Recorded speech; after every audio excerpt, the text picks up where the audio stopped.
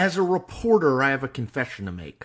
I should have pushed harder earlier for more information about Joe Biden's mental and physical well-being and any signs of decline. So let me explain.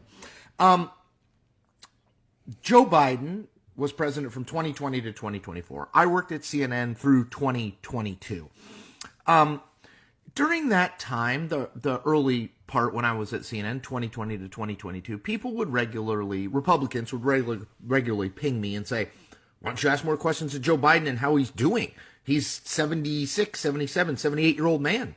And I would sort of brush them off because what I would say is, well, there's no obvious evidence that he's declining. Yeah, he moves a little slower, he talks a little slower, but there's no evidence that he's declining. And the White House and the people around Joe Biden were absolutely adamant that suggesting anything, asking the question about whether he was in some physical, mental, or both decline was offensive. How could you? No surprise.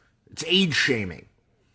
And I think that impacted me at some level because while I did ask the question from time to time of, not directly the White House, but aides and people around in that orbit, I didn't really push on it, if I'm being honest. Now, once I left CNN and once it became a little bit more clear to me about Biden's age, I think I did write pretty regularly and talk pretty regularly about how I wasn't sure that this guy was up to it. And then obviously after the June 27th debate, everybody, including me, was writing and talking about it.